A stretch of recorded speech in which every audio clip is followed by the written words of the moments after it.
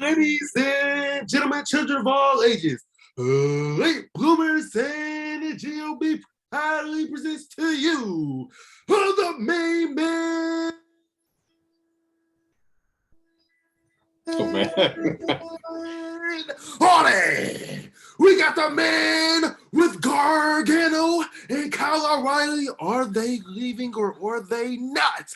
Chris Hines. Then they got me, the anime boy CT. And we are the three not so wise men talking wrestling. And if you don't like that, we got two words for you.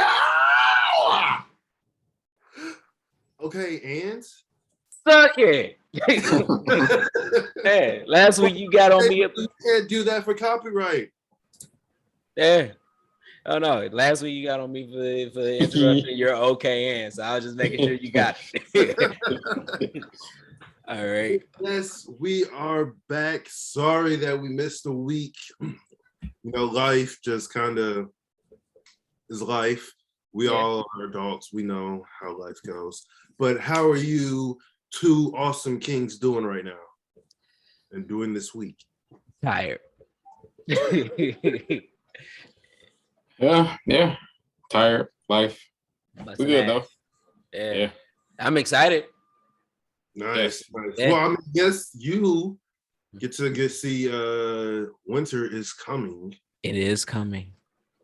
Yes.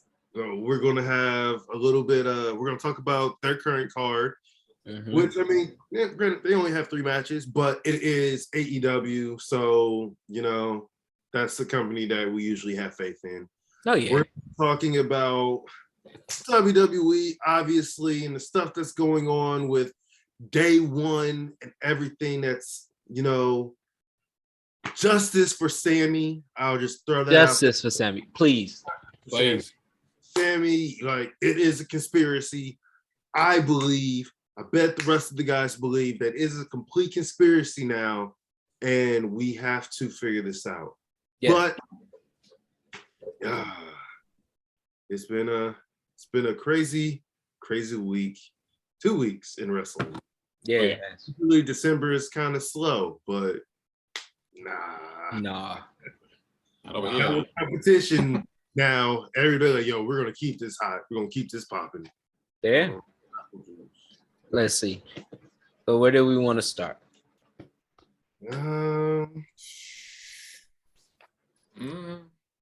I mean, I guess we can start with the most pressing breaking news, and that is of Jeff Hardy's release. Yeah. It's very weird about the situation that happened with him just leaving, like tagging out and leaving the ring and just leaving through the crowd. Yeah. But in my head, I was like, oh, is this Jeff Hardy's Gail Kim moment? Did he eliminate himself from the match just because he wanted to get fired? But I mean, after the Broken Skull podcast, like everybody was really hoping for a universal push for him, but obviously that won't happen. Yeah. Yeah, this was kind of like when I heard about him walking out, I thought it was kind of like the Kevin Owens Survivor Series type thing. You know, like what's going on? He don't like anybody here. But him being released, I kind of seen this coming. I just want to say that. I kind of seen this coming for like the last month when we've been having the podcast. We've been talking about him trying to be Willow and Vince not allowing it. Like they will never bring up like Willow, and we made jokes about him not Vince not touching anything Impact or TNA or whatever. I thought that played a bigger part into him doing all of his interviews, talking about all of these ideas that he would like to do, all of these things that he's not really happy with, and all of the not necessarily saying that he was happy, but him even when one of the last ones of him talking about teaming back up with his brother, either here or over there. I thought that was very telling about his situation in WWE. And I saw something saying that this may be going back to him relapsing. WWE offered him like rehab or whatever, and he just turned it down. If that is so, my heart goes out to him. I pray that he overcomes it, because addiction is it's a lifelong thing. Honestly, once you once you become addicted, you are forever an addict, and you are pushing through day by day to fight the addiction. And that takes a lot of strength. That takes a lot of patience. That takes a lot of grace and forgiveness of himself. So if that is something, hey, here we're not judging you at all. We love you, Jeff. We grew up to you, Jeff, and we know you can beat it. Jeff So Hardy is that baby face. He's kind of like Ricky Steamboat and Mysterio, where in the WWE sense of it, I guess should say, he could never really be a heel. Like, he's just way too beloved. Oh yeah, no, he's that.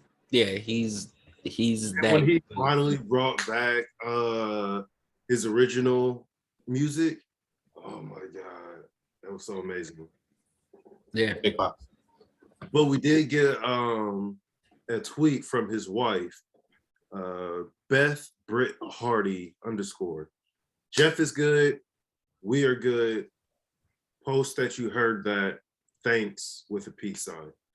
So obviously, you know, they're in a good place. I just wish the best for Jeff Hardy, because I mean, what is wrestling without the Hardy Boys? Honestly. Yeah. It's a event where something is missing and we just don't know what it is. Like, dark timeline. Or what made me like want to do ladder matches and want to do TLC matches, because of their battles with the Dudley Boys and Edge and Christian. And now that I'm older and I've participated in wrestling, I'm so happy that I didn't have to go through all that. And you know, but yeah, Jeff, I'm hoping that like I said, that is not a relapse situation, and by what his wife said, it don't sound like it.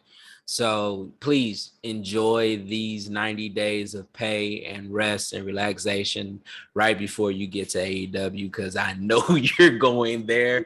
Want to become a part of the Hardy family. Yes. And even on that, even Matt Hardy said on his he was on a Twitch stream on Sunday when Jeff had walked out on his match this past weekend, that he talked to Jeff and he said Jeff was good. So and then he was like, yeah, I'm not, if Jeff wants to tell you what's up, he'll tell you what's up. If not, just relax. Oh yeah, no, Jeff. Yes. Hardy Boys in AEW. Woo, think about that. Wait. Just think about that. Jeff, Dante, Ray Phoenix, Darby. Like, this is. Oh my God. So, what if instead of joining the Hardy family, he joined Sting and Darby Allin as Willow? Oh, another trio. I thought about that. I also thought about maybe Jeff wants to be a heel. Try that out at one point, and instead of him joining Matt, he joins Malachi. Create this little dark Willow type thing, because I'm seeing a few. Be their true Dark Order. Come on now. Come on now. Come on now. Yeah. Respecting my boys. Yeah. Doing that. Yeah, don't. I mean, am I doing a Cody? You know, this guy. Let's not talk about Cody right now, because I got some stuff to say. All right, we'll get to him. Going back to Jeff Hardy, I knew also that he was pretty much going to get released, just because of the way that the WWE and Nick Khan are, because, you know, let's just go ahead and segue. The way Nick Khan and Vince McMahon have been like just releasing people to get people off the books. And you have to believe that Jeff Hardy's contract was big. It was not like Jeff as a mid-carder was still probably getting main event pay. And that was a way just to get him off the books. Easy money. They've been looking for people. I will be a point of contention with that. Remember when we was talking about Matt being at AEW and how much he's loving it, and then Jeff came out talking about how happy he was for Matt, and we was talking about him possibly going to AEW once his contract is up, and then all of a sudden he gets the booking with Damian Priest and all of these other things that was going on. I said they are trying to give him like a one last hurrah before so he doesn't leave so soon. I think that they wanted him to stay because no matter how, if they feel like they got a boring night, they know they can throw him in a match and it's going to be something amazing. Especially if he was in, he was in top form. Like if he wasn't dealing with his addictions, he's good. Like, it, and he's been good. So I think that they was trying to please him, and I think it was something that he just made the decision. And like it was this Gail Kim moment. and so he's probably was like, all right, I'm not going to do it on a TV. I am going to do it on a house show. I'm done. Hey, Vince, could you please? And I think Vince got enough respect for him. I know he probably could have asked for his release. Yeah. And they've constantly said no. He was like, all right, well, I'm about to just go ahead and do this and make you guys look dumb. That could be. But remember, he is super like respectful and like. Yeah. Oh no, not even that. Not even that. Remember, Vince let go of Matt and tried to keep Jeff during the TNA years. Like that was one of the big things. Matt felt like he wasn't really respected. They had the whole thing with Lita and Edge and all of that stuff that was going on, and they let him go. But Vince loved fucking Vince. I mean, Vince loved Jeff. Like, so yeah. I see that. It's possible going on to the fact that they just don't understand like what Jeff really is and truly is. Because he truly is the widow character. That's him. Yeah. And I would just don't understand. Well, it's whatever Vince and Nick said, then This goes on also to everyone saying that Nick Khan is the successor to Vince McMahon's, WWE lineage for at least 3 years before he sells it. Listen, I think that selling is happening now. Didn't he just show up? Am I crazy? 18 months. He's been here for 18 months. And yeah. Think about everything that's happened in 18 months.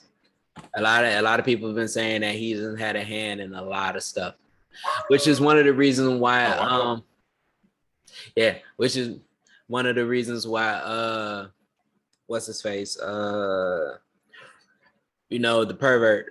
Ric Flair said that he would never go to WWE because of Nick. He would love to work for Vince, but he doesn't like Nick Khan at all. He's saying that he was the one responsible for taking the woo out of the intro and all of that. So we definitely need to go. In that respect.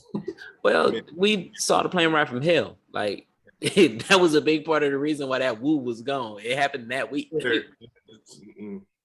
You're dying on a stupid hill. But this goes to something that Jonah told who is it? Denise Salcedo from not World Culture, from Wrestling Inc., where he said it's definitely not good for the morale. I've spoken to people who are still there. It just puts people on edge. People walking around on eggshells and stuff like that. And I don't know if people can see that in like the products, but it's telling, especially with everything with NXT 2.0 and them starting the new NXT Excel program, and how instead of actually getting wrestlers, like professional wrestlers, they're going out and getting college students who are still going to be in college and are going to still go to college, but then they're going to train them to become WWE superstars because they want their own homegrown talent. They don't want people who already have a name for themselves. They don't want the indie people anymore. And that's the type of thing that Nick Khan, I believe, put into motion once he got there. Or that's something that they already had in place. No, because no. No. Triple H bought Evolve and literally brought everybody over. Yeah. That name, image, and likeness is there's a lot of good to it. And in this situation, I mean, all right, I'll say it like this. Like, even back when they would first start doing their developmental, especially in the women division, a lot of them were just models that never wrestled. Mm-hmm.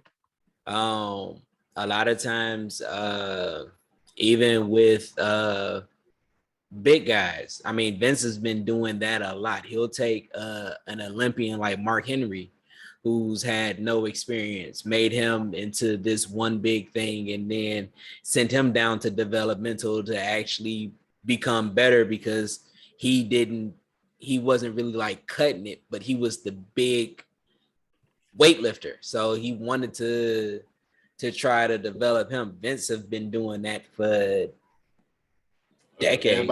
Everybody ain't Mark Henry. Not everybody is Mark Henry. And I don't believe that a lot of these people that are in the NIL right now is going to actually become wrestlers. But they are like different types of stars. I mean, Some might become referees. Like two of my close associates who worked on the Florida Indies with me, they're now working as NXT referees. So shout out to them for making it. Yeah. So what do you think, Chris? Nick Khan can go. I miss Hunter. And I don't know, this whole like past like what year and a half of NXT is just, you could just tell, like even Beth Phoenix, she's gone from NXT now. So there's a lot of people saying that, like NXT is not the same locker room backstage. It's just like a morale thing. You could tell. Like I get what Jonah's saying. It's like it's not everybody walking on eggshells, afraid of what Vince and Nick gonna say, or they be on the next like budget cuts. Also, along with Survivor Series in the egg, he's like, like this egg again. I thought we was done with this.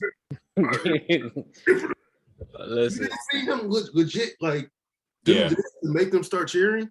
Yeah. All right. Sorry, I do want to get back to this if I lose it. The NIL, big part of the reason why the NIL is going to be working is because some of these stars, they're trying to gain the YouTube presence, and like a couple of these people actually like got some Instagram following, so they're getting paid. So when pay-per-view events happen, they'll be there and on their Instagram and YouTube and all of this because just like how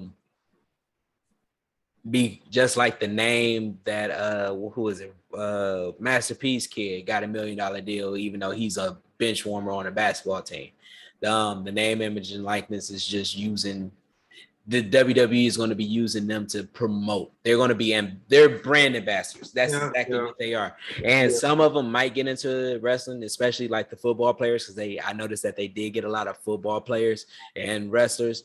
But if you look at them, a lot of them are just really going to be personalities and brand ambassadors. So they're just trying to get ahead of the curve. So and that's what Vince wants. He just wants characters. Yeah, that's honestly what it is. And they're probably just going to be there for those 4 years. And then when they finish, they got 60,000 a year. They didn't start it off good. Yeah. So yeah. But if he turns them into actual wrestlers, I can. That would be bad. I mean, not unless any of them got love for it. If they're just trying to be just characters, and I think I could do this, it's going to end up bad for them. The product. Yeah, and the product. But I wanted to say something about that, about the name, image, and likeness. I do want to congratulate them, though. Regardless of the fact, I was all aware that not a lot of people can make it. So yeah. And then on top of that, I have been an advocate for athletes and the athletes who always have their name, image, and likeness used by these multi-billion-dollar universities and stuff that get a lot of money off of them. I wanted them to find a way to get paid. And you mean not caring about athletes? Oh yeah, the NCAA. Yeah, the whole your payment is an education. Like a lot of these people. Education. Yeah. Yes. We've gone at least probably 20 minutes without cussing. We did it. We did it. Woo! Hey, man. Hey, we might get copyrighted for that. Yeah. But no, but I just wanted to give them an applause because that they don't have to eat ramen noodles and save a lot of burritos for college dinners anymore. So shout out to the rest of the student body. Yeah. Y'all are special. An athlete, but no, you want to be an engineer, mate. Yeah. Shout out to all my engineer majors. Shout out to them. Back to Nick Khan.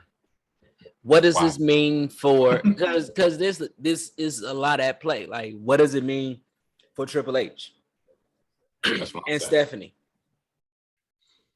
They're still gonna have like their portion of the WWE, but the Triple H got demoted at the end of the day. So all that hard work. All that, yeah.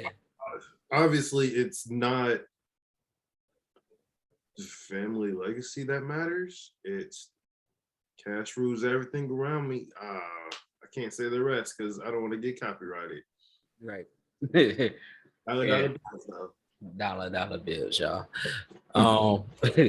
But no, because that is like depressing. And I know that I've seen rumors over the years of Triple H and Stephanie wanting to create their own wrestling promotion and all of this stuff. I don't. If the WWE gets completely sold, you see them maybe doing it, but it's. I stand with Hunter. Wherever he go, I go. I say it's less than a 30% chance that they do that. Yeah. Yeah, and because of who's all involved, I'm still gonna question if this is a work because I have my conspiracy theory about all of this, and so far nothing has gotten to the point of, oh no, this shit is for real. Like it's a bunch of billionaires going on and doing stuff, and I'm thinking that this is a work. I swear to you, I am coming out with the video on our YouTube channel, the Three Not So Wise Man Talking Wrestling. See that on YouTube. I'm creating a video about my conspiracy about the work between Vince and the world and Tony and the world, and do they have a common ground or a common goal that they're planning on? Because I'm And so far, the only common link is Khan. We sure Nick Khan ain't related to Cup Tony? Oh no, he's not. He's not as cool, so no. Yeah, I seen Shahid Khan and Tony Khan. Shad is freaking phenomenal. That dude is awesome. Like, he is awesome. And him and his little curly Q. Yeah, that dude's awesome. And I'm not saying that, but never mind. He's awesome. But yeah, but no, I mean the constant barrage of the name dropping between both of them and how out of character that has been for WWE. Yeah. I mean, to the point where even The Miz and Edge was a light remake of MJF and CM Punk. Yeah, they tried. Yeah. No, they didn't try. They did it as satirically. They did it like it was a satire. There's actually a YouTube video where they are playing them back and forth, and it was like, okay, Miz is technically saying everything that MJF said, all the way to the point where it's the only thing that he really did different was when MJF was getting ready and then he just rolled out. All he said was no, and then he rolled out right after he was getting ready. Like, it was like, okay, y'all are mirroring each other. And I know it's Edge, and Edge has the reign to do that. So does The Miz. Apparently, The Miz can do a lot. He's got a lot of stroke. Yeah. But I think that there was a callback between that. So I'm telling you, there's a connection there. And once I start fleshing it out, it's going to come to video. All right. Thank you for letting me just go on that quick rant. What else do we got to get to? You have the list. You have the list. Yeah, let's talk about. We did the name, image, and likeness. Well, I mean, there is a report also. I mean, we can keep the segues going by talking about another con, Tony Khan. Let's do it. How the WWE has gotten a hold of him because they want to use some of the AEW talent who have moved over to their company and some of their like behind the scenes videos, because a lot of them are a part of iconic moments in wrestling. Obviously, CM Punk, Bryan Danielson. And they probably do have documentary footage where they have on the floor where, you know, they probably still want to use for certain events. Like they probably do want to do a Christian Cage documentary. A Christian documentary. So yeah, I can see that. But yeah, there's connection. I just want to point that out. And Tony Khan said he's definitely like willing to play ball, but just is WWE really willing to play ball? That's they gotta pay. Should let him go. You gotta pay. Tell him, Tony. Yeah. That's I would say that. Oh yeah. They tried the same thing with TNA. Well, I mean, WWE bought TNA's. Yeah, it's one thing. So it's like, all right, hey, at the end of the day, this is a business. Want like to be if you want them to be a part of it, yo, you gotta pay. You gotta pay us, and then two, you gotta pay them. Yeah, because I'm not letting because that's his thing. He said we could work with any promotion as long as it's beneficial for the AEW.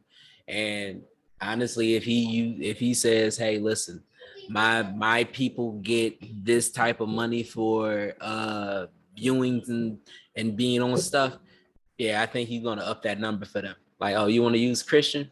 Yeah, he needs $1 million for this. Yeah, but if not, because my worry is the fact that Tony is still a fan. Like, honestly, he's a huge fan. And I think his biasness for the love of wrestling might get him used in that situation. Man, Yeah. he need a bodyguard. He do. Yo, he said send him over the tapes and Triple H. Then it got him. Yeah. We'll take Paul. You got the tapes. Yeah. You can have all this documentary, but bring me Paul Heyman and Paul Levesque. Give me both Pauls. Yeah.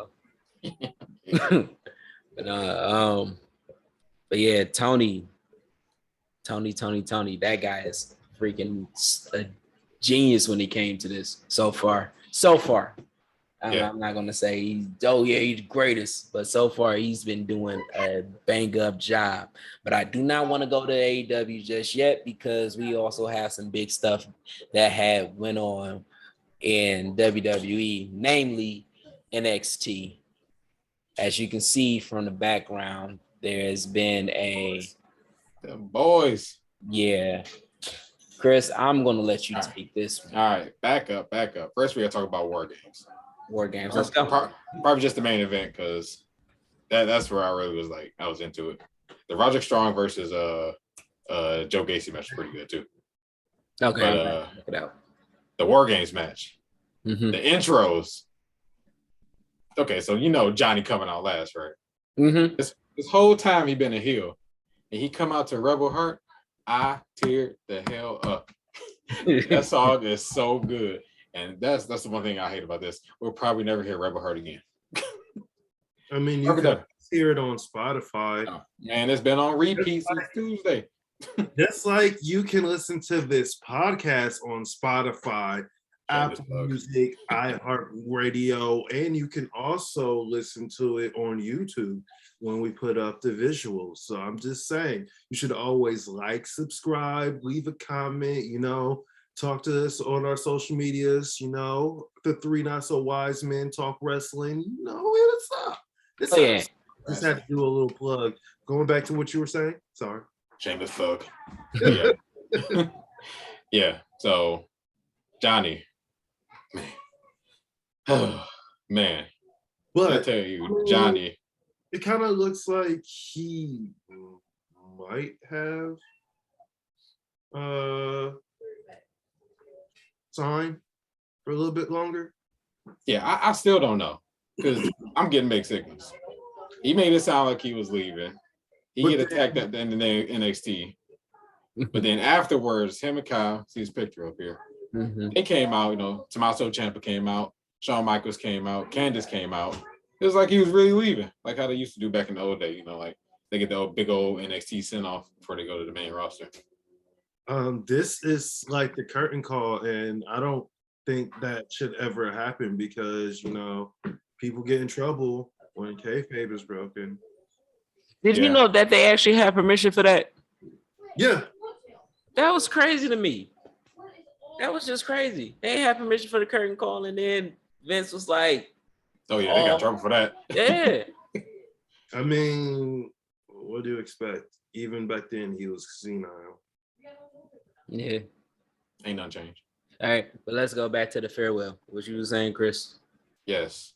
So either he leaving, or I seen somewhere that he might show up like number 30 in the Royal Rumble or something. I heard that too. Somebody said they should build Johnny up to be the one to take down Roman in like a year and a half or something like that. Which I'm not opposed to. I'm for Johnny wrestling. Yeah, again, I'm not that engaged with Man, you don't know what you're missing. You don't know what you're missing. But Kyle had they had the tag team match, Kyle O'Reilly and Von Wagner versus Imperium, which Fabian Eichner is a freaking, oh my God. Fabian Eichner is severely underrated. Like, man, the stuff this guy can do. I was like, holy crap. That's probably the match of the night before the War Games match. The tag team match. Mm-hmm. Fabian Eichner is really good. But they lost that. Von Wagner tried to turn on Kyle, which is funny. Yeah. And Kyle O'Reilly knocked him out. He threw up the undisputed signs. I was like, man, he out of here. But then he was like, I want you in the steel cage on Tuesday. I'm like, what? Which, okay. How many cage matches do they need in a week? Really? It was a lot. They had 2 War Games. They had Yeah. one on Raw. They had one on NXT. They're probably gonna have one on SmackDown. Like, yo, you kind of beating a dead horse that's been dead for 2 weeks now. Yeah. Yeah. But they're limited. They don't have a lot of fresh ideas. I mean, because It's the month of cages. Except for Brian Cage, unfortunately. But that's another story. Yeah. But yeah, so Kyle O'Reilly written off. Mhm. Maybe. But then they had this whole like, then the thing was, what got me was NXT was like really pushing it, like, oh, Johnny leaving. Like, they didn't do this for Adam Cole. They didn't do this for Karrion Kross. They didn't do this for Keith Lee. Nah. Like, I love Johnny, but he wasn't like a champion or nothing at the time. But they was like, really? He is like just so beloved within NXT. And he is one of Shawn Michaels and Triple H's boys. Yeah. So they were going to send him off right. I'm glad they did. If he actually leaving, so. They're going to do whatever it took to get him to stay. Yeah. Yeah. I didn't like this. The one guy who I didn't like in the War Games match was Ron Breaker? No. Braun was cool. The one guy who had the boxing gloves on was it Grayson Waller. Oh. Yeah. He was the one who attacked Johnny on Tuesday. I was like, okay. Johnny trying to give him, the rub before he leave. You know what I'm saying? I'm like, okay. Next year to go ahead and do NXT UK versus NXT 2.0 in War Games. They already forgot about UK. Yeah. Unfortunately. Yeah. I mean, did they even update the NXT 2.0 in UK? I mean, NXT in UK still UK 2.0? Or they just still treat it like it's UK.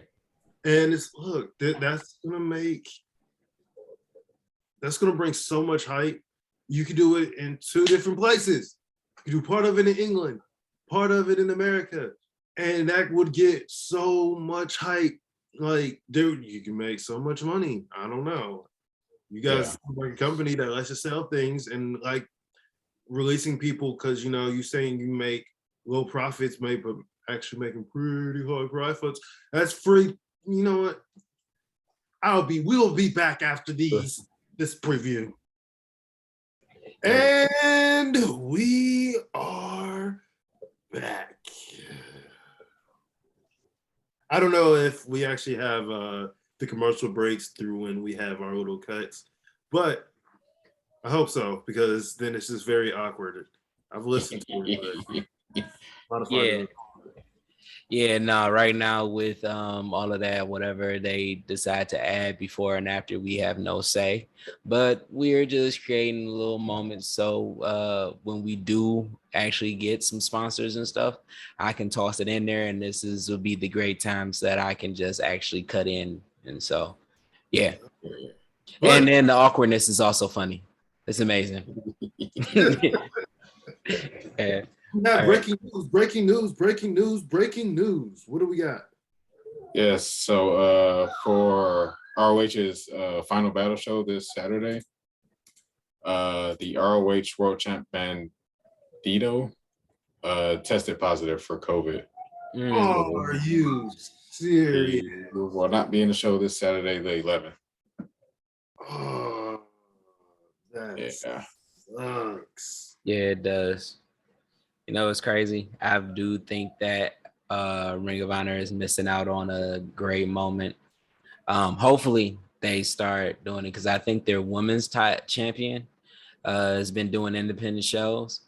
Hopefully they'll start putting that belt on the line, trying to add some validity as a traveling belt, and it can make its way to AEW. And when Ring of Honor comes back, they get hit hard saying that, whoever won the champion, are the belts are the champion. Hopefully they keep him.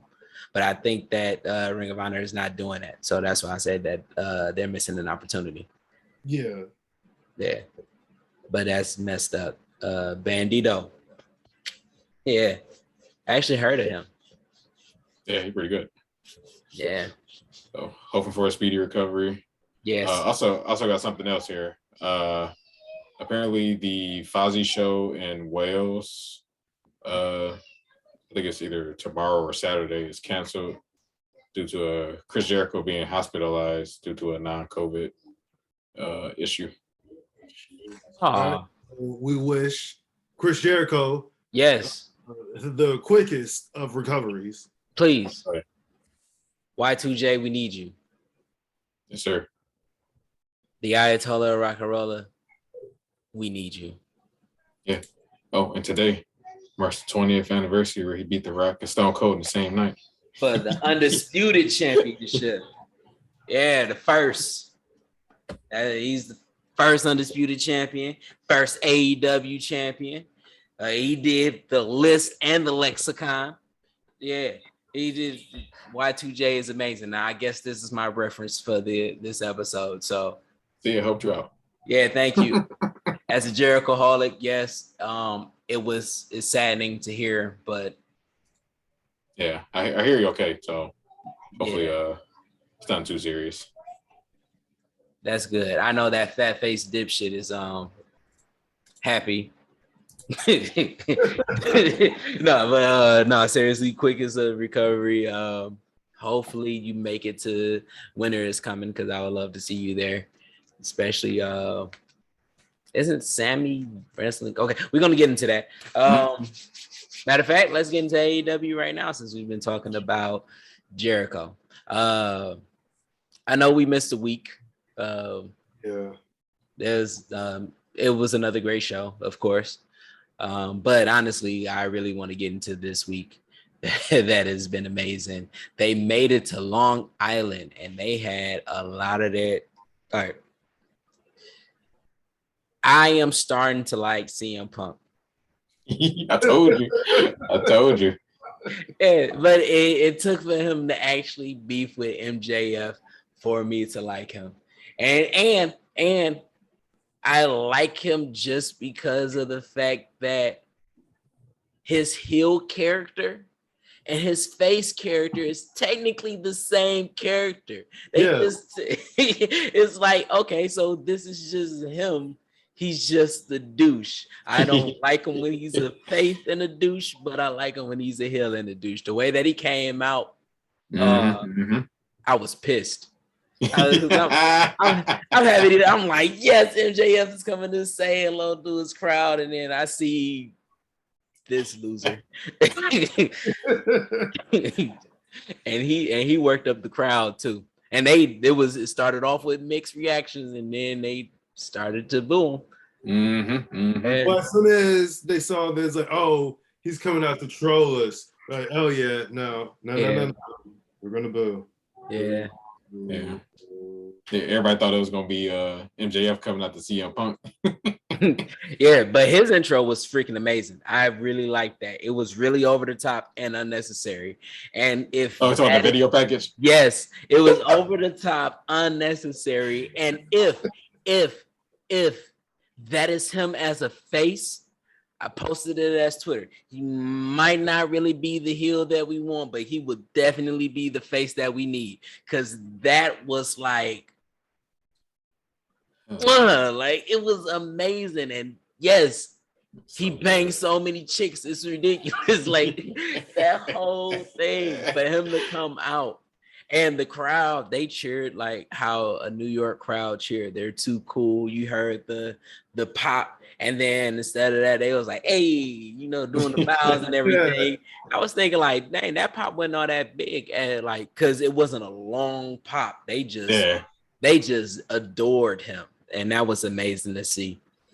That was amazing to see. And then then the battle royale. Yeah. Yeah, that was cool. Let's get to the end, man.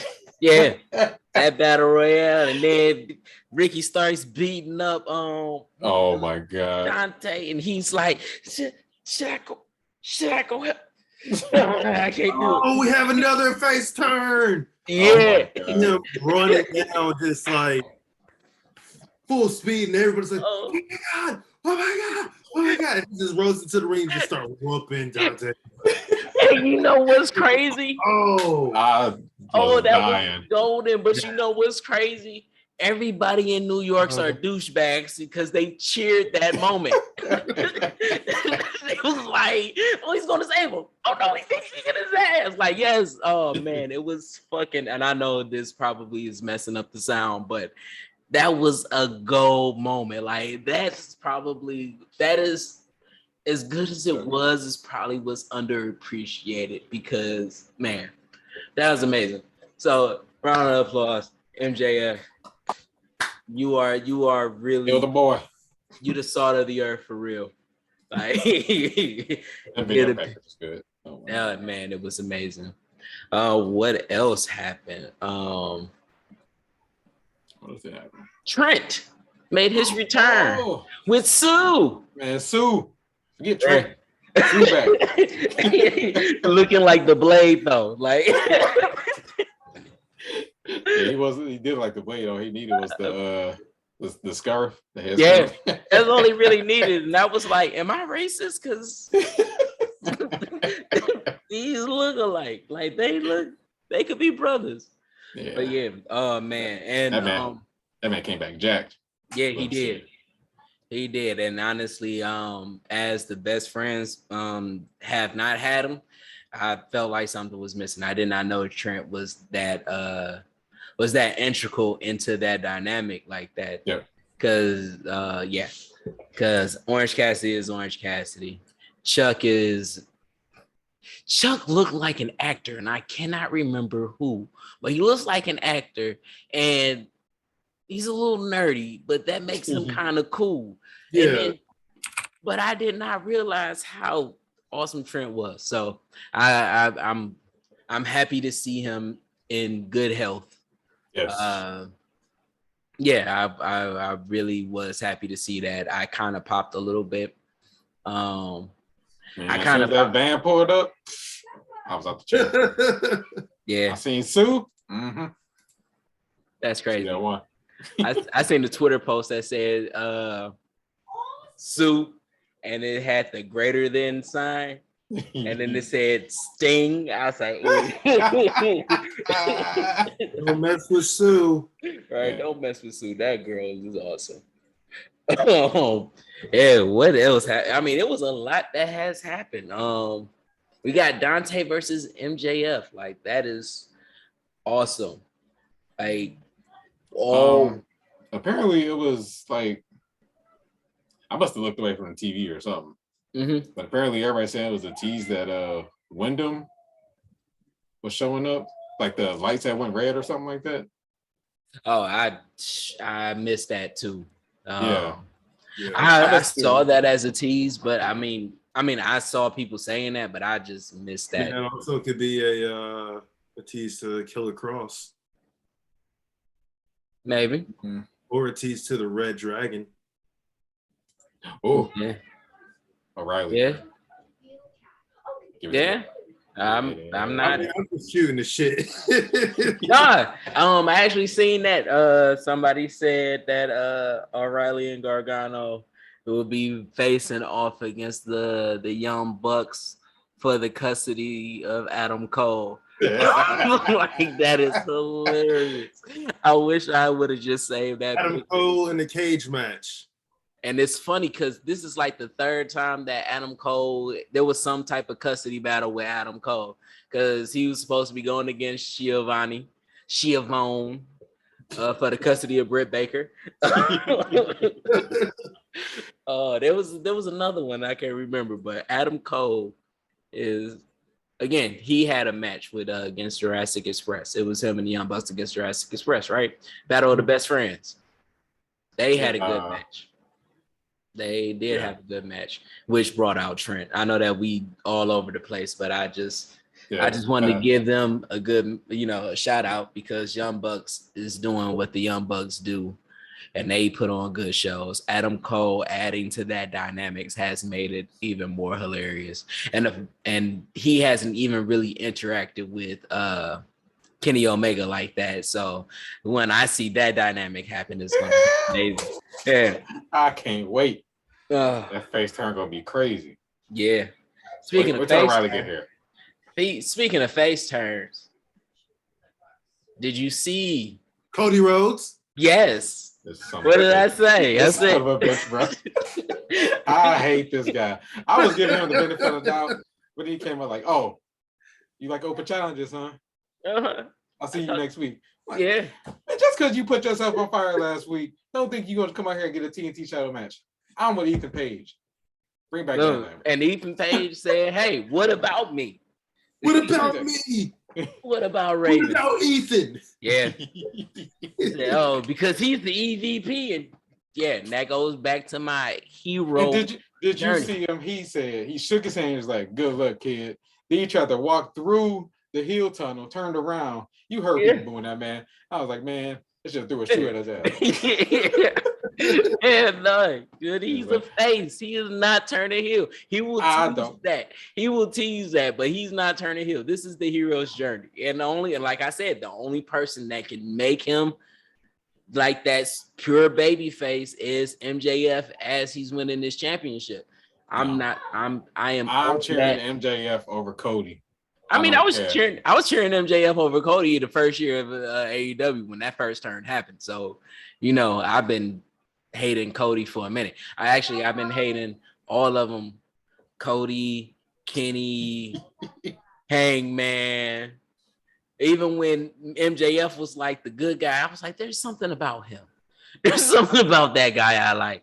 But yeah, that original Elite clique, yeah, I hated them when they started. Forget Cody. Nah, stay on that side because you was cheering him in the beginning. No, I wasn't. I tell you right now, I was like on the bandwagon, like, oh, I hate Cody. He's coming out here getting all these opportunities and stuff.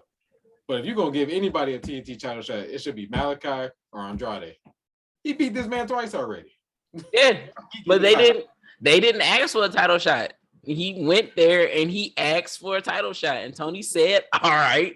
Nobody else asked, so how about it? Man, Kyle O'Reilly, man, make a video. Say you want to open challenge like Bobby Fish. Come on in.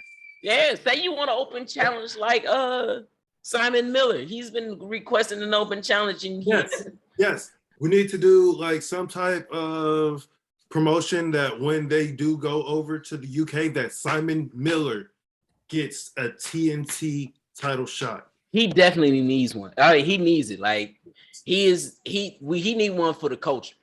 I see what you did there. That bald asshole. Oh, I didn't even. Yeah, I thought somebody was gonna say what culture. Like, yeah. It is about to go up on the Not So Wise Men Twitter page. We're gonna hit up Simon Miller. We're gonna shout him out, and we are going to say that he deserves a TNT title shot. Yes, he does. Right now. Yeah, book it, Tony. Tony, make it happen. Yep. By the way, when y'all see that on the timeline on our 3 Not So Wise Men Twitter page, when you see Tony make it happen and somebody's tagging him, that's me. I'm trying to make shit happen. And when you just see some random stuff, that's usually me. Yeah, he's Michigan. No. You see somebody complaining about Cody, that's me. Yeah. That's a guy, man. Hey, man, Cody is amazing. Man, I wish I was there when they threw that belt back at him, bro.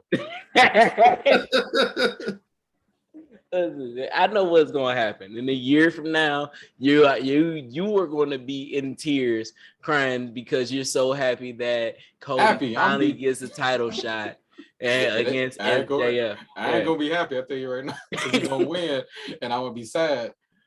I don't think he's gonna win. That's another part of my hero journey. I don't think that he's gonna win. I think that it's gonna be a lot of controversy, and I'm seeing a lot of controversy with CM Punk and MJF right now. Like honestly, if they're really trying to shoot Dante Martin to the moon like they are, yeah, the moon, baby. Sorry, wrong show. Yeah, but if they want to go into shoot him to the moon like that, then he's got to win this diamond ring.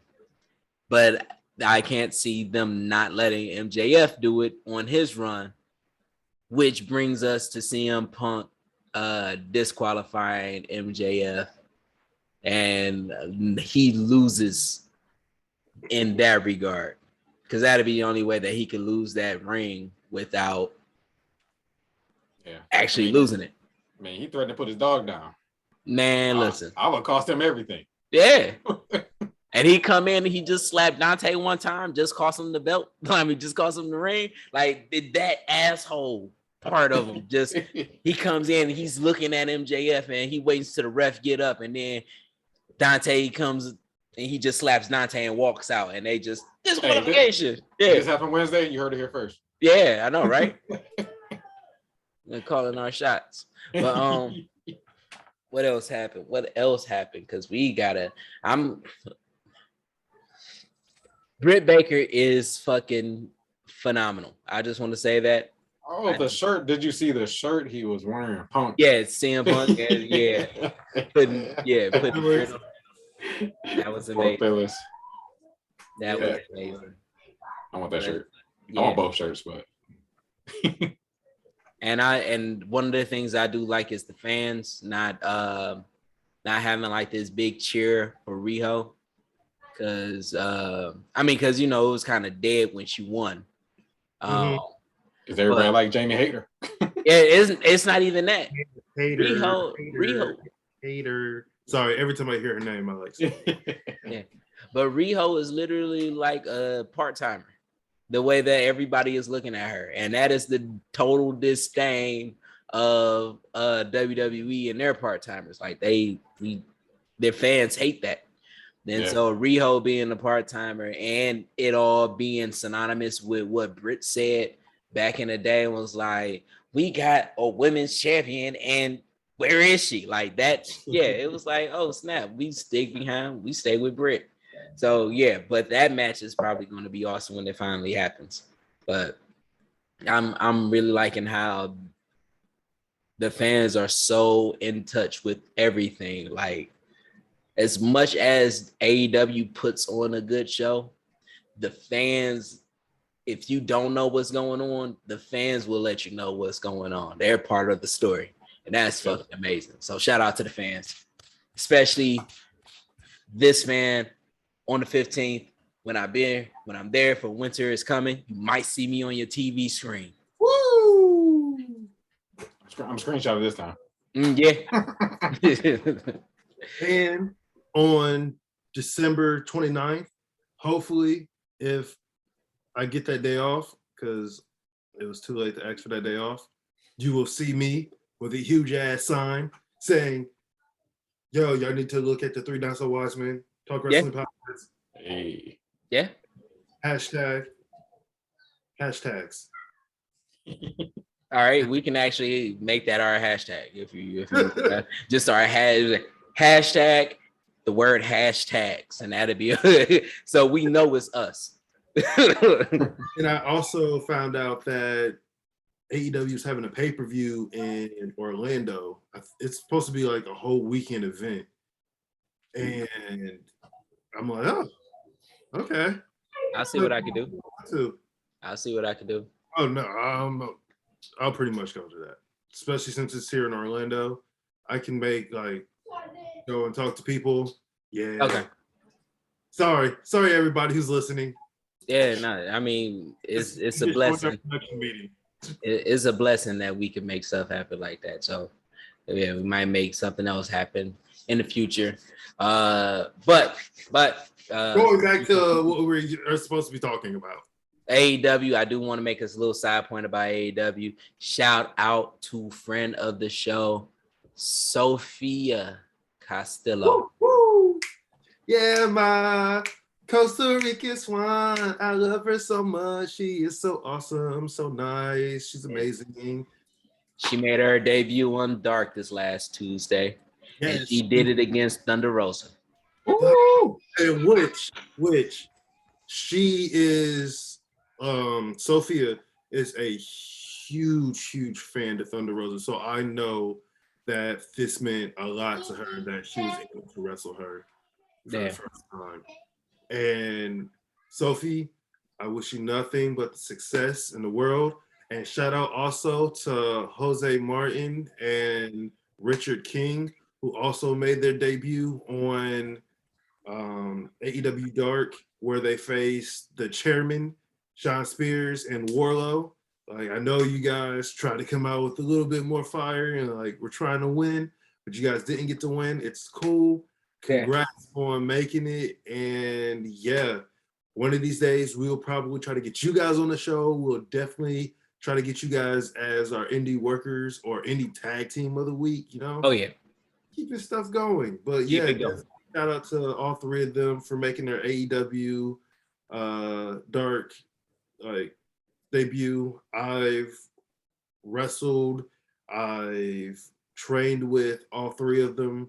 I've seen how hard they've worked and like all the sweat, tears, and all the bullshit that they've had to go through just to make it this far. Huge congratulations. 1,000 times Congrats. Give them a hand clap. Woo! Yes, much success and love to all of y'all. So I just wanted to just do a little sidebar for her because she was our second independent wrestler of the week, and she was our first woman independent wrestler of the week, and our first person of color independent wrestler of the week. Let me change that. First woman person of color as an independent wrestler of the week. So that is a proud moment. Which, that being said, we do want to highlight other indie wrestlers. So definitely, like, if you know any indie wrestlers, if you are an indie wrestler and you're listening to this, definitely get a hold of us on our Twitter, on our Instagram, or on our private pages. We would definitely love to shout you out. Promotions, we would definitely love to shout you out as well. So definitely get a hold of us. We are here to support indie wrestling any way that we can. I know there's multiple people here in Florida. I know there's multiple shows in Texas and people in Michigan. Like, we want wrestling to be as popular as it was when we were kids, even though it's still just as popular. But yeah, definitely get a hold of us. Different wrestling podcasts, get a hold of us. We will shout you out. Like, we will not be one of these podcasts that are like trying to hold other podcasts back. We are here to support y'all in any way that we can. So if we can help promote y'all, y'all can help promote us. We can make this money because at the end of the day, there's pieces of pie for all of us to make money. So let's get this money, everybody. Yes.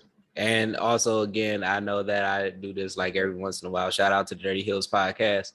Y'all have been showing us love consistently, and I listen, and sometimes I like and comment, but I listen. Y'all had a great show with I can't remember his name, but he was doing he's done everything outside of wrestling in the wrestling world. I can't remember his name. When I remember, I'm gonna shout him out. But I wouldn't have heard about his story and his life and how everything has happened, or how to go about doing some stuff. Because Dirty Hills be on some stuff. I love y'all. Shout out to Kofi Weedston. Hopefully we get to work together. But we do got to get back to this AEW show because we also had one of the biggest things for me. I haven't hated Bryan Danielson so much in my life. I hate him right now. I'm doing his job. Love this. He is the American Dragon. He is like, I don't know if you've seen some of his old ROH videos. Like, woo! Yeah, that boy was scathing. Oh yeah, he's going back to Stiffy Brian. Yeah. No, fuck all that. You heard John Silver, and we got beef. There's heat between me and you, Bryan Danielson. I don't care how awesome you used to be. Yes, no, American. Fuck all that. Nah, you, Bryan, listen. Hopefully, I get you on the show. We're gonna try to get you on the show, and hopefully, I get to see you because I'm gonna dap you up because it's all love. But kayfabe, fuck you. Okay. No, but yeah, he's making me boo him, and I love the fact that I can boo him. And I didn't know that John Silver. I said he was a gem before, and he needs to be protected. But no, he's an AEW treasure, and I haven't seen so many people hate him in that moment. like seriously, like, man. I think part of that cheer when Adam Page came out was for the simple fact that, you know, he was able to get him off of John Silver. And he put on a great show. Let's not forget that. He put on a great match with Bryan Danielson. Like, for all the hate that I have for Bryan right now, he's great storyteller in the ring. Probably the best in the world. Man, that's because he was trained by the best in the world. Yeah, HBK. Yeah. Best, you know. But blase by the best, you know. Yeah. I didn't know what I had in mind, so I just kind of. Yeah, no, you good. John Silver put on a great match too. Yes. Explosive power. Like, that's one of the big things that I got from that. It was like, man, John Silver is just a beast. He's small, but he's a beast. Like, and he showed him that. And again, with the storytelling, Bryan Danielson shocked by all of the stuff that's been going. Like, man, he ain't just getting he fighting me for real. Like, yeah. So he picked him up and threw him. Yeah. And Danielson just like kind of backed up on the ground. He's like, yeah. Where this come from? Yeah. So don't call Johnny Hungee a joke no more, bro. Tell me. Yeah. And he came a long way from being a jobber in AEW and then joining the Dark Order. I'm glad they used them too as the catalyst for the Dark Order, and that paid off so well. Cowboy shit. He's going to stump the cowboy shit out of Bryan Danielson. Simon Miller. I love that line. Yeah, it didn't make sense, but yeah, but it was like, it's also the way he said it. Yeah, I'm going to stump the cowboy shit out of you. Now, when he said that, I'm just imagining that Bryan Danielson is funny enough to actually have like a prop Snicker bar that says cowboy on it, like that's a little melted, and then he just get his ass whooped and he just stumps him one time and it just pops out like like I'm hoping that happens, because that'd be the only thing that would make it as over the top and ridiculous and perfect as possible for that match. Just put a pin in the Hangman Page Bryan Danielson thing. Word is the winner between the MJF and CM Punk feud will be the next challenger for the AEW Heavyweight Championship. What are your thoughts? See, this is where I say that I can't see MJF losing because of that stipulation, because I heard about that too. But I am seeing that I'm seeing Hangman Page run being longer than what it is, so I'm seeing them beating Bryan Danielson. But I hope so. I'm also seeing if that happens, it would be too soon for that MJF Hangman payoff to happen. So I'm seeing MJF being disqualified and Dante getting it, and Dante putting on a great show and Dante losing, or if they do give it to MJF is asshole enough to say, I'm going to cash in when I want to cash in, not when you want me to.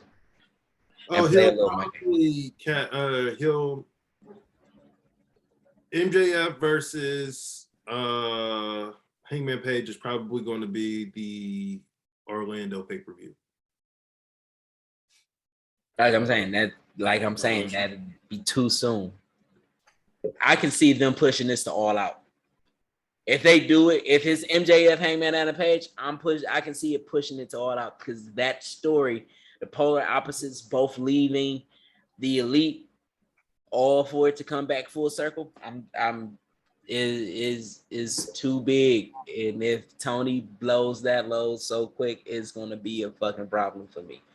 I mean, I'm gonna be happy about it because it's the story, man, but it would be too soon. And the build up, there's too much there. It's depth there, and I'm sorry, it's depth. There's too much depth there for it to be this quick. Yeah. I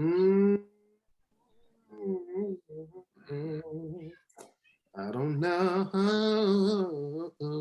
What would be your reason why you don't know? Why would you think that it would be? It honestly all depends on who wins. If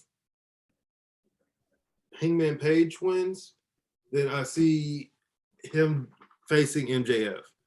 And that could be a good like little tit for tat where it's because I don't think MJF has lost yet, like in a singles match. No, not that, except for the cheating that they did with Jericho. So they can go with that for the title, or I mean, they can if they do take it off Hangman Page, they can do Daniel Bryan versus CM Punk, or Bryan Danielson versus CM Punk, because I don't see them doing it against MJF because it'd be two heels fighting each other. Yeah. So it's just all right. It's a lot to like think about. Like, okay, if they make MJF win and they make him fight Adam Page, do they? I don't think they would take it off of him just yet. Just because I think they're going to make Wardlow the one that takes the title off of MJF. Okay. I mean, I could see that. But again, that's a long way away. That is next year. But honestly, like, okay. It is then this is why my feet is planted firmly on 3 stories right now. The hero's journey of Cody Rhodes, the reign of MJF, and the MJF Hangman Page coming full circle. Because out of all of this, they have been so far away from each other. Yeah. They haven't even breathed each other's name in the 3 years since, 2.5 years since MJF defected from the Elite. You have not heard MJF mention Hangman like that, and you haven't heard Hangman mention MJF anywhere. Yeah. So for that to go through, there's a spark there, and somebody is going to touch it. And all of this, that whole story is elite. And Cody, elite. MJF, elite. Hangman, elite. And all of those stories are intertwined. Because I don't know if you noticed this, they do leave threads always open, just like how Hook and CM Punk or Ricky Starks and CM Punk is going to happen eventually. Yeah. But it seemed like they just stopped that story, but that story is still going in the undertone of everything else that's going on. Yeah. I mean, even when Hook making his debut, what's the first thing that they say? They said Hook. Like that stuck in everybody's mind. Which I just found out. I was like, why is everybody so excited about Hook? And I was like, oh, that's his son. I didn't know that was Taz's son. Oh, I didn't know that. No, yeah. Nobody knew that. Like, yeah. Oh, that's even more awesome. But the whole fact that CM Punk, you can get Hobbs, send Hook. Like, and now everybody is that even them teasing Ricky Starks versus CM Punk and Dynamite last night, it was like, oh, they're not done. They're not done. Like everybody's excited because they're not done. The elite stuff. Ooh. Mm-hmm.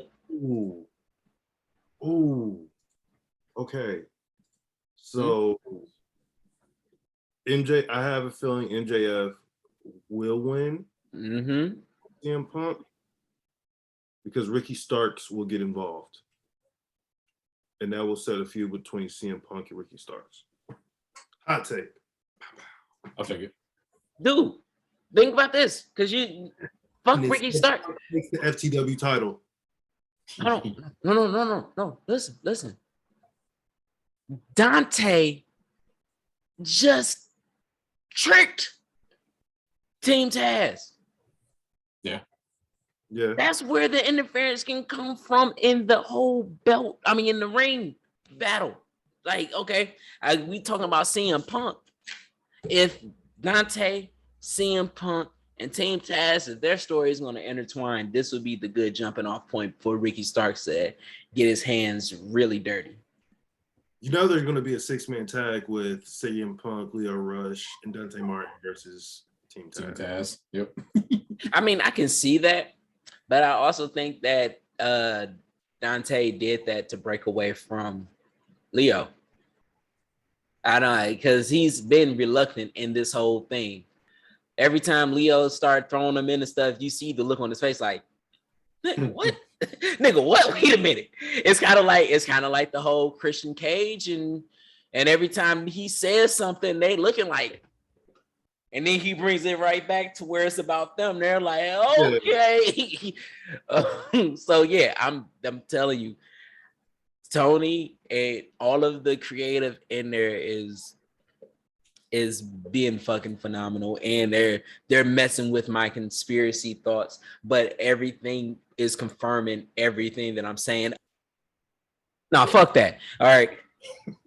AEW has been fucking with my conspiracy minds, but it's holding me straight into to all of this. Like, I know that Tony and Vince got something going on. All right. And I know it. I can't put it quite together yet, but the puzzle pieces are coming in. And then them doing this with all these stories that haven't finished, but it's done for the moment, and then coming back, it leads back to everything. I swear, Tony works in string theory. That's what it is. He works in string theory. Everything is going to come back to a core. It's going to come back to a source, and the source is going to be the elite. I'm going to leave it right there. And I'm going to break it down to how it comes back to the elite in like some type of 6 degrees of separation type shit. But yeah, but I'm going to leave it at that because we do got other stuff to talk about. One of it being day one. Mm-hmm. Yeah. That pay-per-view's coming out January 1st. And, you know, I'm just going to say this and I'm going to let it die. They should have probably had the draft around this time. So then day one could have been, you know, day one. But make too much sense. No, yeah. You're really being logical right now. That's they don't work in logic. They work in Vince logic. Or Nick logic now. Yeah, right. I was just about to say. Yeah. But yeah, that actually looks like it's a bunch of. I only care about one match. I'm looking at one match that I just really care about, and that is the Edge versus Miz. Like even though a Big E versus Seth versus Kevin match, that's not even like moving the needle for me, because the only way that I will feel something out of it is if Kevin Owens win, and Kevin Owens might be leaving, and everybody's thinking that Kevin Owens is put into the match so then he can get pinned to put the title on Seth. Yeah. See what I'm saying? Like, there ain't nothing here that, you know what? WWE is just nothing but wrestling politics now. Oh, of course. 100%. Yeah. oh yeah, we can't have this person look like this, but this person is leaving. So, and if see, yeah, that's it's bullshit. Can't make sense of it. Yeah, so I don't have the full match list because right now I'm only seeing 4 matches, and I know that they have like isn't it going to be like Liv Morgan versus Becky? Like I think that's somewhere. They'll run it back again. They had the match on Monday, and Becky used the ropes to win. So more than likely they'll run it back. I mean, this is WWE. They're gonna do WWE things. Rematches are like the WWE way. I mean, but that's now it's mostly because they ain't got nobody, so it's just the same. Oh yeah, and I want everybody to know that WWE stands for "We're Worried," Elias. Yeah, we are. Oh, He's Where gone. was Elias? Where was Elias? Because I can't do "Where is Elias?" You know, it just doesn't work. No, get him freedom. We want Elias free. Okay. WEF. You'll still get the F in it. Yeah, they're still gonna F you in this. Like, yeah. Oh, there we go. WWEF, because they'll still put the F in it. Yeah. some way, somehow. Some way, somehow. Is that all that we got for day one? Because I mean, on SmackDown that we got coming up this week, because I mean, day one is still a few weeks away. Brock Lesnar is appearing. Sonya Deville is supposed to make her in-ring return against Naomi. Charlotte Flair and Toni Storm are supposed to be wrestling for a championship contenders match, which, okay, that's just so dumb. Xia Li is finally making her debut. Probably, you never know. She might be lost like Veer. And for some reason, which one of y'all said he was still walking from India or something like that? Was like, where's he coming from? India? He's walking from India, and he's probably going to be released as soon as he gets there. Like, no, next thing you know, Veer's been released. What? Man. He just checked his bags. He just finally landed back in America. Man. Nigga walk in the building and be like, nope, you gotta go. I mean, also, let's not forget that Shanky and Jinder Mahal rap battled Hit Row out of the WWE. Just saying. But since then, have they been on TV? I ain't seen nobody. Yeah. Ain't seen either one of them. But for some reason, the Raw Tag Team Champions, Randy Orton and Riddle, who they had a very funny comedy skit. I loved it when Riddle was like, yeah, Randy is like my dad. I was like, oh, God. Oh, then he showed up as the shaman on NXT for MSK. I thought that was funny. So let's talk about that like for 2 seconds. If they don't bring MSK up and bring them with Riddle, I'll be very mad. I already have some name titles already planned. Let's see. I seen this. You know what? I'll just redo this. Some of my ring names are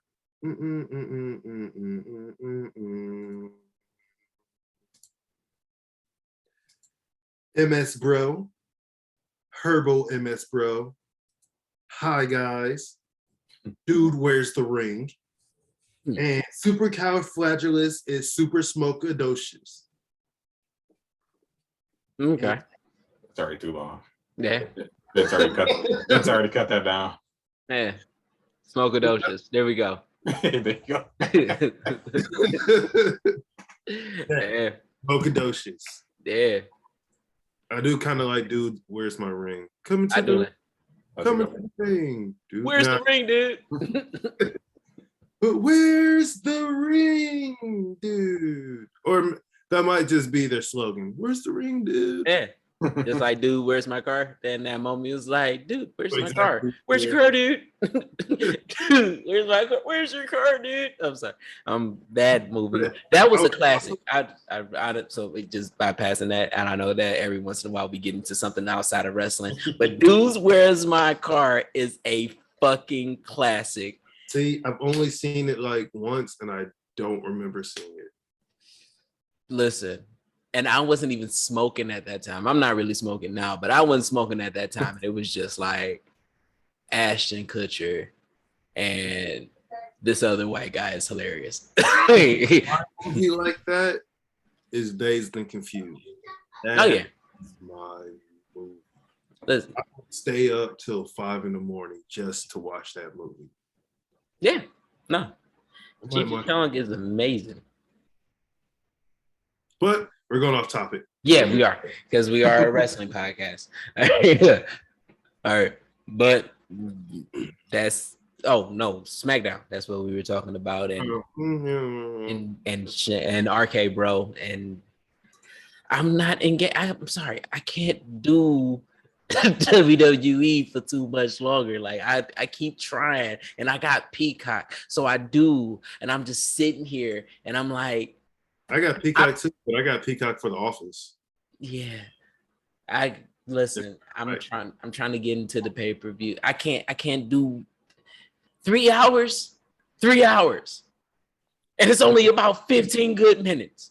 And Like that. They're either trying to put a third hour onto SmackDown or make that like the Talking Smack.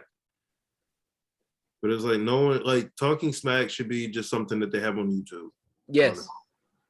Yes, utilize YouTube, Instagram, utilize all of that for all the little bull that y'all doing. I mean, I like y'all live shows that y'all do in the morning. Every once in a while, I think y'all do it like twice a week, WWE. Keep that up. Great way to have your fans interact. Because I also know that Wrestling Insider was like F4W. I think that's their wrestling page on YouTube. They do live. And they allow the fans to interact. I don't really see that too much with AEW, but I think those things have been utilized perfectly, especially to get y'all agenda across. Because I mean, it's polarity television, it's polarity social media. You're only getting the people that like you, and so I'm trying to like you. So the fans and the interaction there has been cool. So keep that up. Put Talking Smack on Friday in the morning on Instagram or on YouTube. Don't worry about kids seeing the vulgarity. A lot of times the parents could just bypass all that by not showing the comments. And y'all don't have to respond to any of them. So that'd be my little tip. Y'all got to utilize y'all social media a lot better. Yeah. Coming from a guy that doesn't really utilize his social media. But anyway, we do have another event that is coming, and that is winter. It's coming. Yes, winter is coming. That event is coming winter. And I don't mean December 20th winter. I mean AEW winter is coming. So far, I've seen only 3 matches, but of course, AEW is AEW, and they are going to add on at least 2 more by that time Rampage is over with. So there's the 3 matches that I see right now is Hikaru Shida versus Serena Deeb. Yes. That's going to be a good match. MJF versus Dante Martin for the diamond ring. I'm not going to. I do like how people are saying that this should be their Undertaker streak, where MJF just wins it year after year after year, and then the year he doesn't win it, oh my God. See, I'm for that.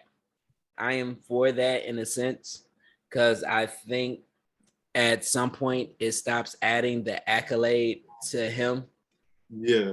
Especially once he becomes a star, that ring is not going to mean anything. Of course. Yeah.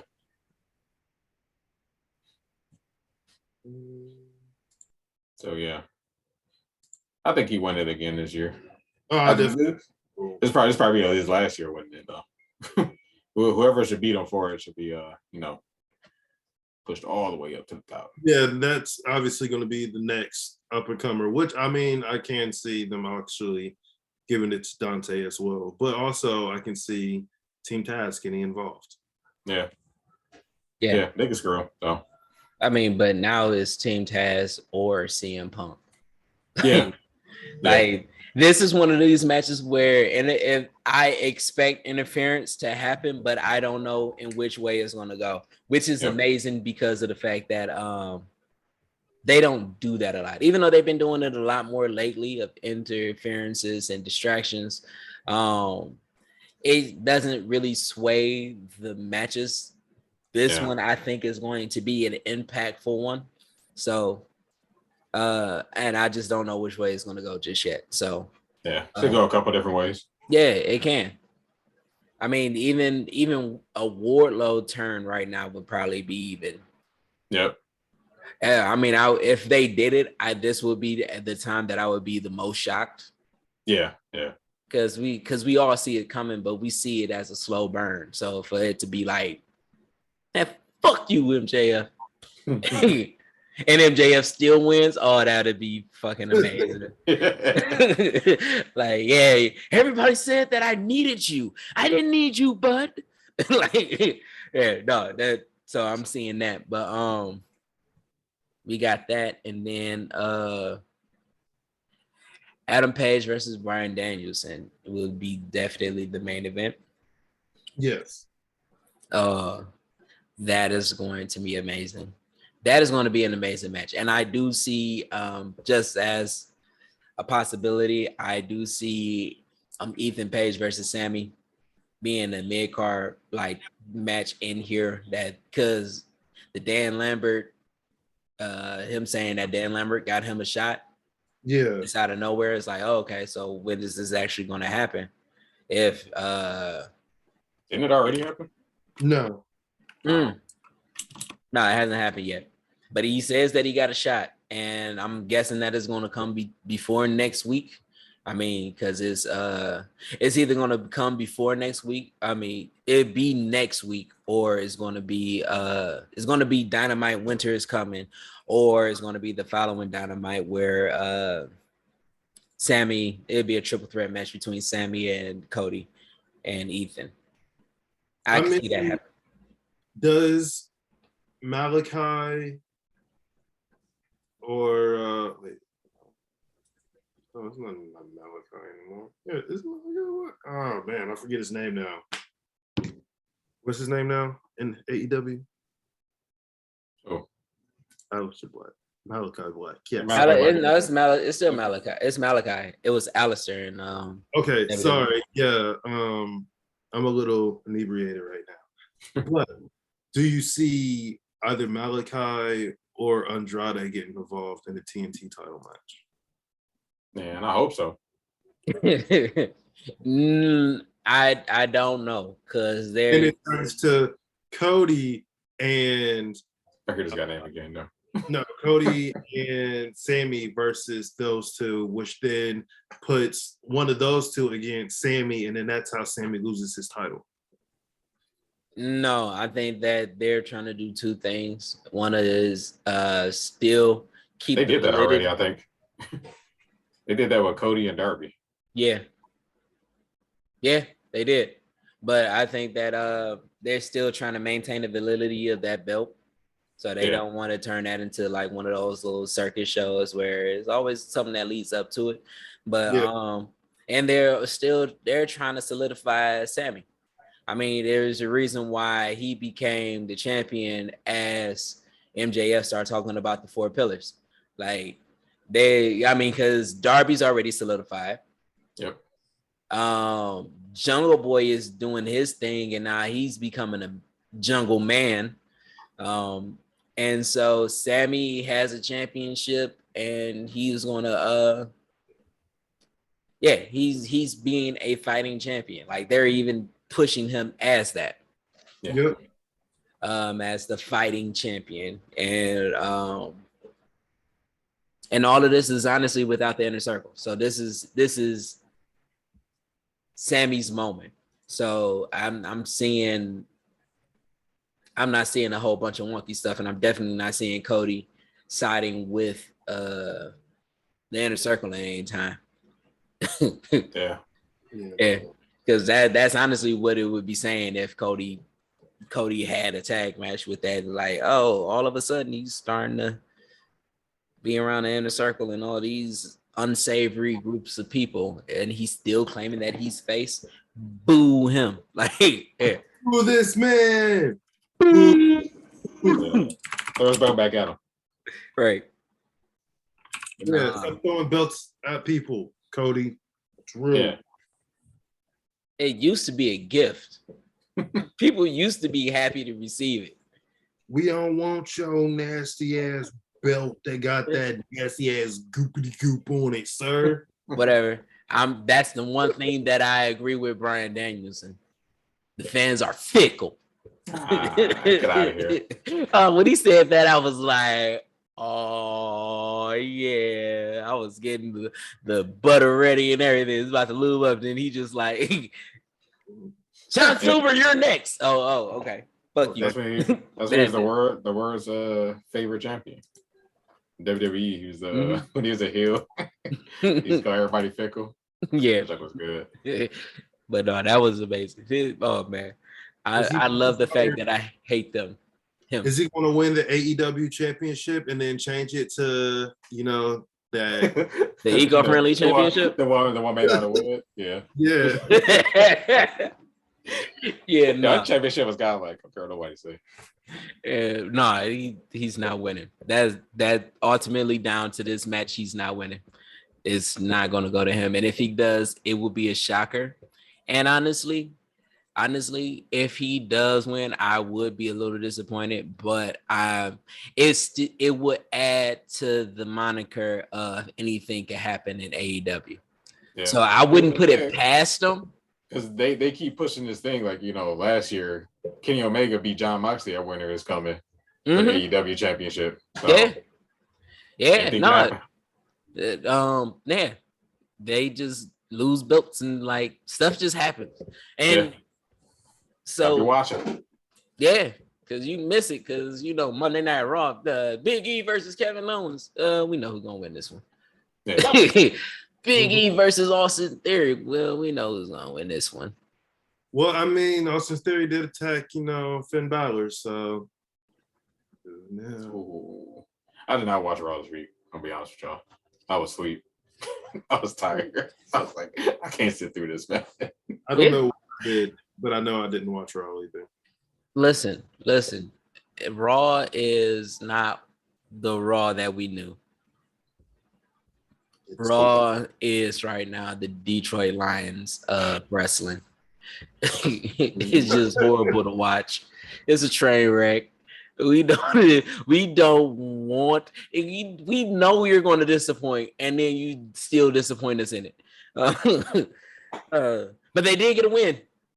Yeah, they did get a win. Lions got one. They're better than the 0-16 team. Mediocrity. I mean, I can't say much. By the way, that my team is playing on my fantasy league, I'm pretty much the Lions. Listen, but they're in a rebuild, so we gonna give them some time. Nope, they never admitted a rebuild. This is the first time they admitted a rebuild, and that gives them some grace. All the same bullshit that they did for the last 30-something years, we're not acknowledging that. Trying do right by Barry Sanders. I don't know. Where's Barry Sanders' statue? Ford family or whoever has the family of the. Listen, they're trying. No, it's still the Ford family, but this is the first time they tried to reconcile with Barry. But they reconciled with Barry. They tried to reconcile with Calvin Johnson. There's still some mending. and they did good by Matthew Stafford. So it's a lot different. And look, Lions, before I pass away and go to wherever I am going to, I want the Lions to at least make it to the second round of the playoffs. they will 6 years. And I would say 6 years, they will have at least one championship in 6 years. At least be better than the Jaguars and the Jets. Listen, wait. We're not gonna be dissing the Jaguars right now. That is Tony Khan's team. We're not dissing the Jaguars right now. We are going to give that Khan family the benefit of the doubt. They just acquired it, just like how they just acquired AEW. They put all their money into AEW and was like, all right, the rest that we have, we'll put into the Jaguars. Because at least WWE is profitable. Or the WWE, AEW is profitable. Nah, y'all, listen, you'll be going to a Jaguar game in the next couple of years. Oh, no, I'm probably going to a Jaguars game next year. I was supposed to go this year because my significant other's family lives there.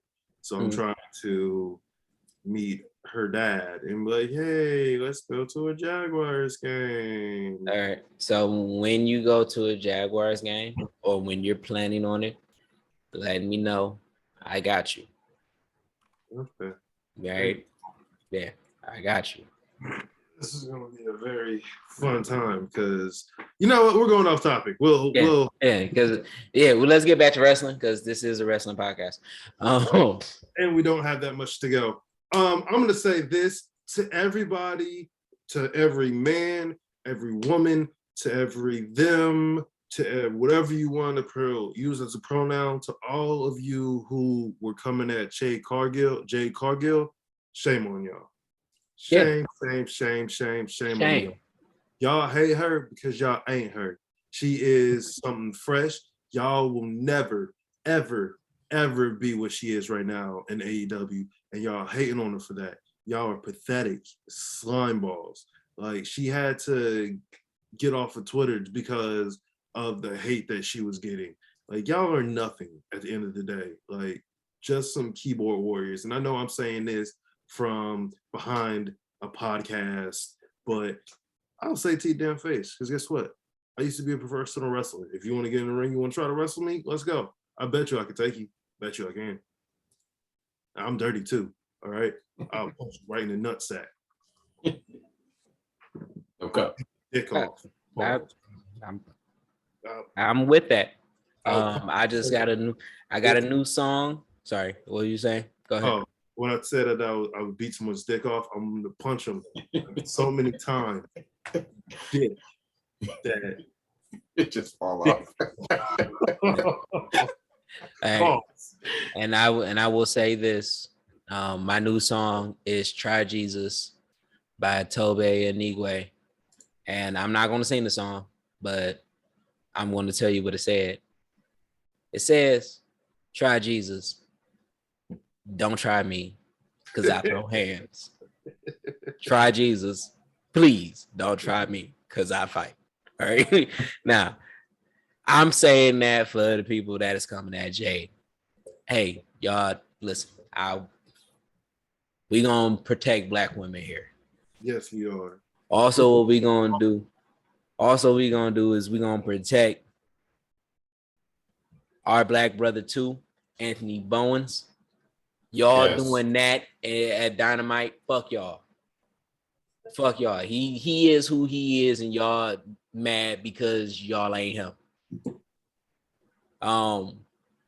That is a very sensitive spot for me because I've known people that have been hurt by people that were insecure and afraid of their sexuality, so they lash out, and that was very disrespectful. That was cowardly. Fuck y'all. I don't even Fuck know y'all. Yeah. That one bothered me. Like, first of all, what he does with the person that he loves shouldn't matter to you. That's first and foremost. Secondly, you already know that you know somebody that that is gay, bi, trans, you know somebody, because we all have family that's gay, because we're all one and we're all human sharing this experience, and his experience is not going to be your experience. Understanding, love and compassion should be the only way that you respond to all of that. So for y'all, that it bothered me, and if I was there, somebody would have got slapped if I was next to him. I would have. It would have been a real fight. Funny, like, I've heard this before, but it makes so much sense.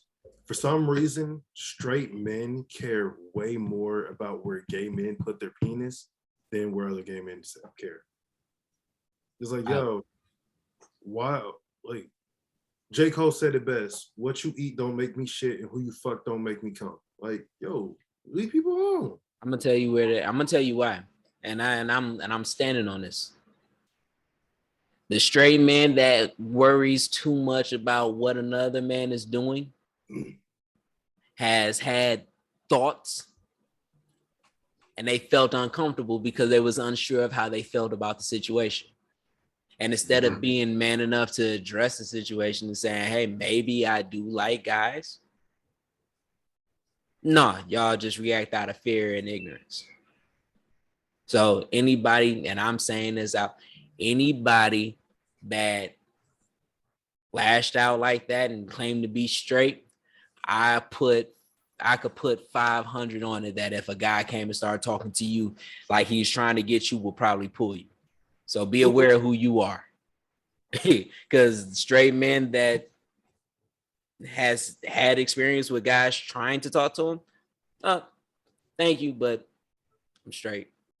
And they go on about their business. And when they see people love each other, they like, okay, that's what it is. I'm pretty sure at least one guy has hit on everybody in this world, like every man in this world.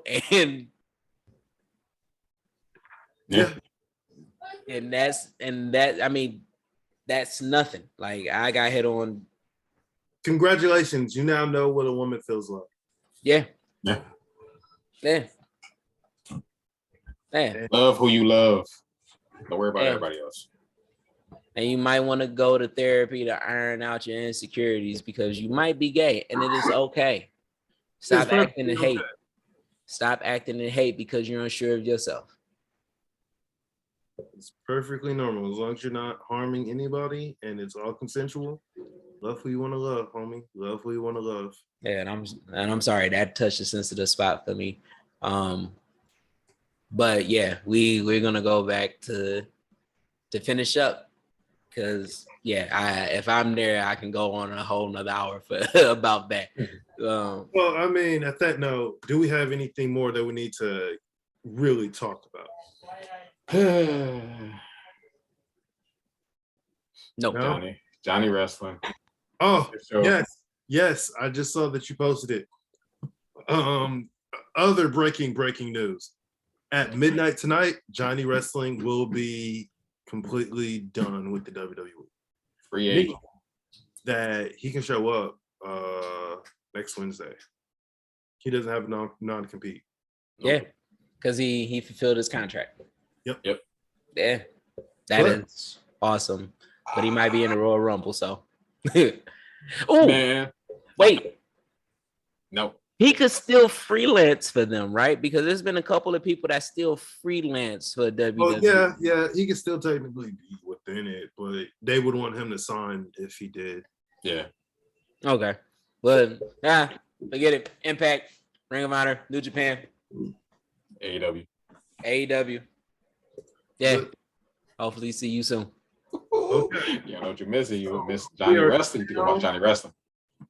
Johnny Wrestling and Kyle O'Reilly, the Red Dragons, are going to come, and they're all going to feud over Adam Cole. For the custody of Adam Cole. Custody battle. Have a joke. Yep, a huge custody battle. But at that, we are going to go with our indie worker of the week. It's going to be my guy, Steven Frick. He's been wrestling for 7 years. he's portrayed as crazy, but you know, in these days, who's really crazy and who's really sane? You know, I kind of think that he's kind of normal. You feel me? But his favorite wrestler is Bret Hart. You can find him currently at ACW Florida, Tampa Bay Pro, Real Pro Wrestling, and those are all in here in Florida. His signature move is the freaking uppercut, the freaking suplex, and the freaking spear. He's held titles as the ACW Heavyweight Champion, the Tampa Bay Pro Heavyweight Champion, and the Real Pro Coastal Champion. You can find him on Facebook at steven.frick.14. You can find him on Twitter at so much frick, Frick.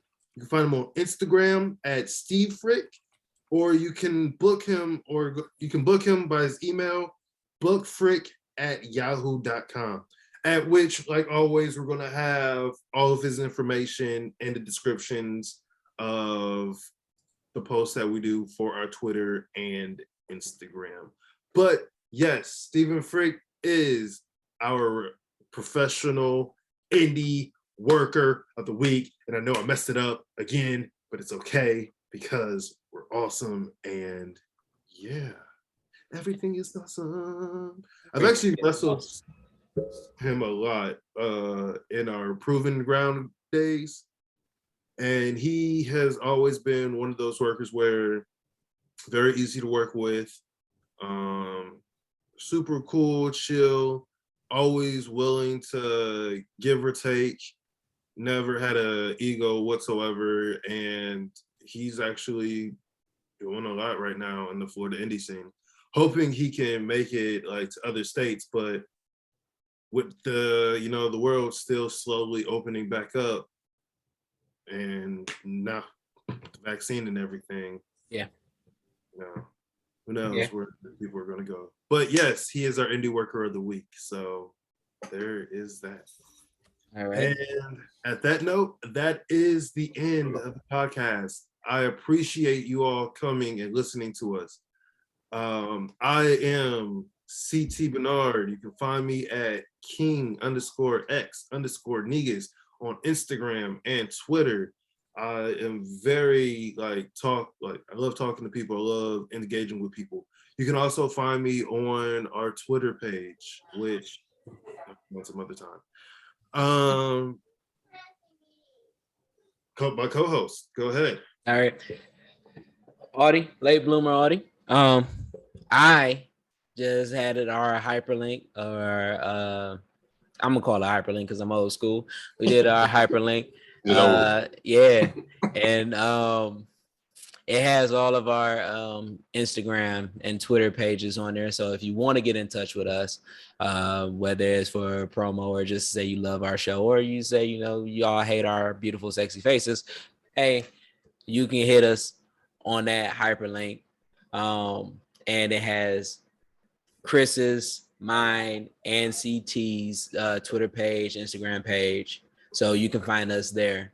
I gotta probably add the Cash App to that. But yeah, you can find me on that hyperlink. And I know that I'm saying hyperlink, but I'm always going to say hyperlink, just like I say board instead of maps in video games, because I'm OG. Yeah, but yeah, you can catch us there. Chris. Yeah, you can catch me at on Twitter at chaos_prince245. On Instagram, Mr_chaos_prince. I think it's 245. Wow. Daddy, tomorrow. I got kids in here trying to go to bed. Yes, I see you. Yes. But yeah, you catch me at those. I'll try to get Instagram. Yeah, you disappeared, got here. Yeah. Okay. Yes, and then our Twitter handle for our podcast is 3 Not So Wise Men TW on Twitter. We are you especially find me if you definitely want to talk wrestling. Oh, I'll talk tons of wrestling on that one. My shoe one, yeah, I'm all up in the air about everything. So good luck. But that being said, we are the three not so wise men who are talking wrestling. Yes. Find us on Instagram, Twitter, podcast on, I'm saying these are weird, Spotify, iHeartRadio, audiobook or Audible. There we go. Yeah. iHeartRadio. I think I said that already. Yep. Find this video on YouTube probably in a few days. And like Audie said, if no one's told you today, we love you. Oh, I'm like you, Audie. Go ahead. You did that. All right. Sure. Yes. All right. Yes. If nobody told you today that they love you, we love you. If nobody told you that you're awesome, we think you're awesome. We wish all the success, love, and blessings in the world happen to you and nobody else but you and everybody that you love. So everybody. And we want you to continue what you love doing, and that is watching wrestling. Peace out, people. Peace. Wrestling, let's go.